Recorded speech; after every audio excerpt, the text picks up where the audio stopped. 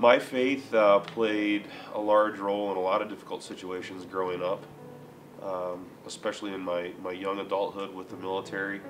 Um, like I said, involved with youth group and going to church almost every Sunday morning with my parents, and there was a lot of times where I relied on the power of prayer and my faith to get me through some tough times.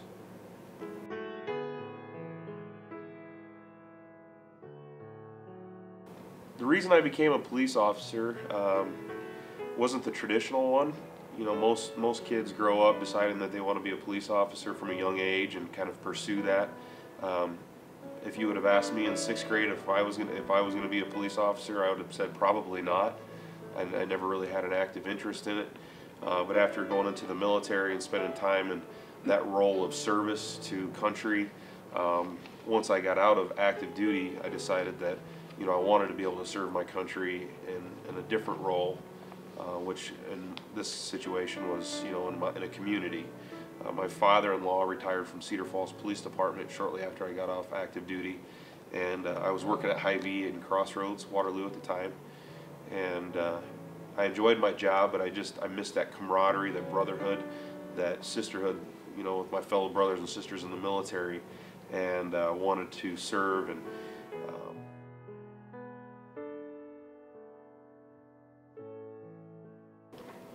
yeah, I would say my faith has changed. Since serving in the military and as a police officer, I've seen the best and the worst that the human race has to offer. I've seen a lot of difficult things and a lot of awesome, great things that humanity has done. And even on a small role here in like a town like Waverly, where people come together after the floods and really help each other out in time of difficulty, it's put a lot of faith in me, and really had a strong effect that my faith has grown.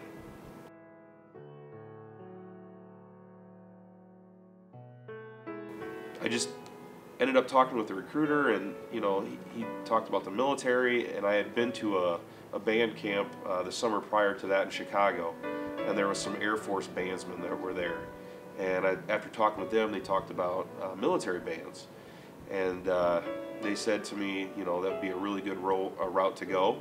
And so when the recruiter was asking about the military, I didn't think anything about it, and a light kind of went off, and I asked him about the Army band program, and he says, I don't know anything about it, I'll check into it. And so he checked into it. They gave me an audition. They flew a guy out from I think the Washington DC area, somewhere out that way, and actually interviewed me and another Waverly resident down at Waterloo East in the high school, and we both were accepted into the Army band program. I went to basic training at Fort Benning, Georgia, the summer of 2000, which is like the home of the infantry.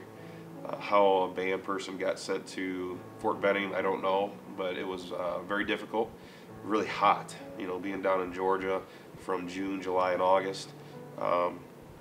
It was a pretty difficult thing, but I got in great shape, and I had a new love for the military.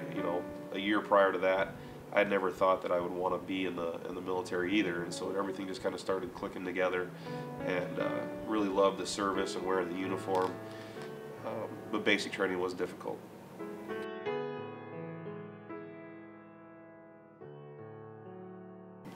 In 2002, we started to, as a United States, gear up for a possible conflict or war with Iraq, and it became known that the 3rd Infantry Division was going to be the first into Iraq.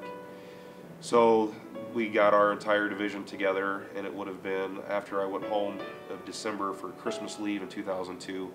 When I came back to Fort Stewart, we loaded up all of our equipment, all of our tents, all of our gear, all of our weapons, and a few instruments, and loaded up and flew over to Kuwait. We sat in Kuwait from basically the January until about this time of the year, would have been the end of February, beginning of March, and that was about the time frame when President Bush started to, and the rest of Congress, and everybody voted on the act to declare war against Iraq and to take out Saddam Hussein, the dictator of the country.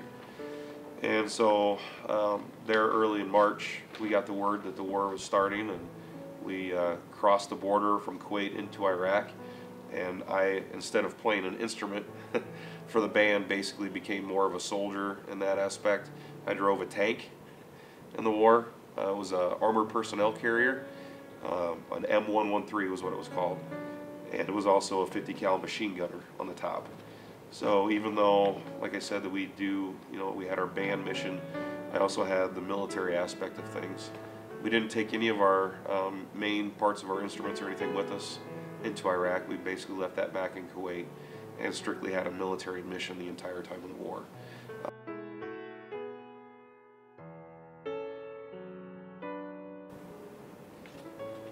What I'm doing now in the community here, helping kids, helping the community. I want to be seen as somebody who, always tried to give back more than he received. Somebody who would always try and find a way to serve in some capacity, whether it be in church or whether it be in the community or at the schools. I can't wait to be a coach, hopefully, for my boys' teams, whatever they decide to play, to help out with them. Part of that legacy, I want to be my own personal successes as a father. That's really become important to me. Big awards and things like that don't matter a whole lot to me anymore.